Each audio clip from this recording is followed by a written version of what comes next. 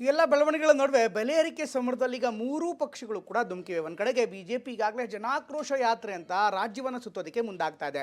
ಅತ್ತ JDS ಕೂಡ ಈಗಾಗಲೇ QR ಕೋಡನ್ನು ಗೋಡೆಗಳ ಮೇಲೆ ಅಂಟಿಸಿ ಸರ್ಕಾರದ ವಿರುದ್ಧ ಒಂದು ವೆಬ್ಸೈಟನ್ನೇ ಓಪನ್ ಮಾಡಿದೆ. ಈಗ ಕಾಂಗ್ರೆಸ್ ಕೂಡ ಬೆಲೆ ಏರಿಕೆ ವಿಚಾರಕ್ಕೆ ಅಥವಾ ಹೋರಾಟಕ್ಕೆ ಎಂಟ್ರಿ ಕೊಡ್ತಾ ಇದೆ. DK ಶಿವಕುಮಾರ್ ಇವತ್ತು ಪತ್ರಿಕಾಗೋಷ್ಠಿಯನ್ನು ಮಾಡಿ ಮೋದಿ ಸರ್ಕಾರದ ವಿರುದ್ಧ ಬೆಲೆ ಏರಿಕೆ ವಿರುದ್ಧ ಹೋರಾಟ ಮಾಡ್ತೀವಿ ಅಂತ ಹೇಳ್ತಿದ್ದಾರೆ. ಹಾಗಾದರೆ ಈ ಬೆಲೆ ಏರಿಕೆ ಸಮರದಲ್ಲಿ ಯಾರು ಸತ್ಯ ನೋಡೋಣ ಬನ್ನಿ ಈ ಸ್ಟೋರಿಲಿ.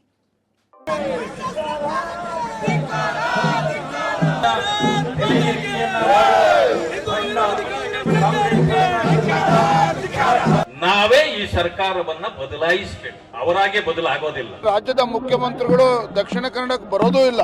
ತಾರತಮ್ಯ ಇವತ್ತು ನಡೀತಾ ಇದೆ. ಬೆಲೆ ಏರಿಕೆಯಲ್ಲಿ ಗರಿಷ್ಠ ಪ್ರಮಾಣವನ್ನು ಮುಟ್ಟಿರುವಂತ ಸರ್ಕಾರ. ಬೆಲೆ ಏರಿಕೆ ಖಂಡಿಸಿ ರಾಜಕೀಯ ಸಂಗ್ರಾಮವೇ ನಡೀತಾ ಇದೆ. ಒಂದ್ ಕಡೆ ಬಿಜೆಪಿ ಜನಾಕ್ರೋಶ ಯಾತ್ರೆ ಮೂಲಕ ಸರ್ಕಾರದ ವಿರುದ್ಧ ಸಮರ ಸಾರಿದ್ರೆ, ಕಾಂಗ್ರೆಸ್ ನಾಯಕರು ಗ್ಯಾಸ್ ಸಿಲಿಂಡರ್ ಬೆಲೆ ಏರಿಕೆ ಖಂಡಿಸಿ ಜಿಲ್ಲೆಯಲ್ಲೂ ಪ್ರತಿಭಟನೆ ಮಾಡ್ತಾ ಇದ್ದಾರೆ.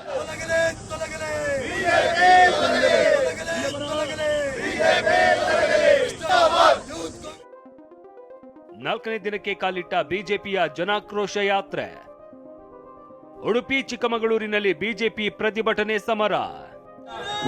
ರಾಜ್ಯ ಸರ್ಕಾರದ ವಿರುದ್ಧ ಬೆಲೆ ಏರಿಕೆ ಖಂಡಿಸಿ ಬಿಜೆಪಿ ಜಿಲ್ಲೆಯಲ್ಲೂ ಪ್ರತಿಭಟನೆ ನಡೆಸ್ತಾ ಇದೆ. ಉಡುಪಿಯ ಕಲ್ಸಂಕ ಸರ್ಕಲ್ನಿಂದ ಬಿಜೆಪಿ ಕಚೇರಿಯವರೆಗೆ ಪ್ರತಿಭಟನಾ ಮೆರವಣಿಗೆ ಮಾಡಲಾಯಿತು. ಸರ್ಕಾರದ ವಿರುದ್ಧ ಆಕ್ರೋಶ ಹೊರಹಾಕಲಾಯಿತು.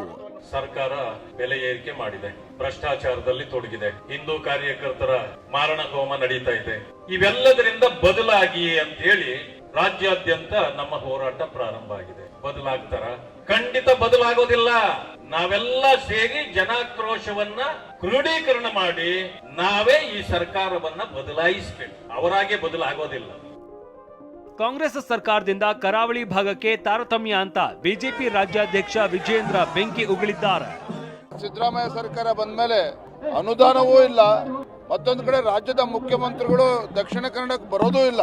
ಈ ರೀತಿ ಒಂದು ತಾರತಮ್ಯ ಇವತ್ತು ನಡೀತಾ ಇದೆ. ದಕ್ಷಿಣ ಕನ್ನಡ ಅಷ್ಟೇ ಅಲ್ಲ, ರಾಜ್ಯದ ಯಾವುದೇ ವಿಧಾನಸಭಾ ಕ್ಷೇತ್ರಗಳಿಗೆ ಅನುದಾನವನ್ನ ಕೊಡ್ತಾ ಇಲ್ಲ. ಈ ಸರ್ಕಾರ ಬೆಲೆ ಏರಿಕೆಯಲ್ಲಿ ಗರಿಷ್ಠ ಪ್ರಮಾಣವನ್ನು ಮುಟ್ಟಿರುವಂತ ಸರ್ಕಾರ. ಇವತ್ತು ನೀರಿನ ಬೆಲೆ ಏರಿಕೆಯನ್ನ ಬೆಂಗಳೂರಿನಲ್ಲಿ ಜಾಸ್ತಿ ಮಾಡಿದ್ದಾರೆ. ಅಂದ್ರೆ ಎಲ್ಲ ರಂಗದಲ್ಲಿ ವೈಫಲ್ಯವನ್ನ ಕಂಡಿರುವಂತ ಸಂದರ್ಭದಲ್ಲಿ ವಿರೋಧ ಪಕ್ಷವಾಗಿ ನಾವು ಜನಜಾಗೃತಿ ಹಿನ್ನೆಲೆಯಲ್ಲಿ ಜನಾಕ್ರೋಶ ಯಾತ್ರೆಯನ್ನ ರಾಜ್ಯಾಧ್ಯಕ್ಷರ ನೇತೃತ್ವದಲ್ಲಿ ಆರಂಭ ಮಾಡಿದ್ದೇವೆ. ಚಿಕ್ಕಮಗಳೂರಿನಲ್ಲಿ ಬಿಜೆಪಿಯಿಂದ ಜನಾಕ್ರೋಶ ಯಾತ್ರೆ.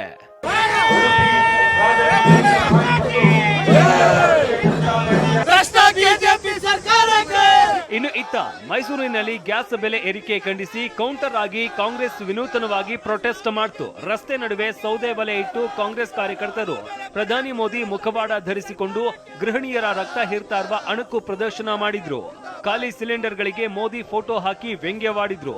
ಇಷ್ಟೇ ಅಲ್ಲ, ಕಾರಿಗೆ ಹಗ್ಗ ಕಟ್ಟಿ ಎಳೆಯುವ ಮೂಲಕ ಆಕ್ರೋಶ ಹೊರಹಾಕಿದ್ರು.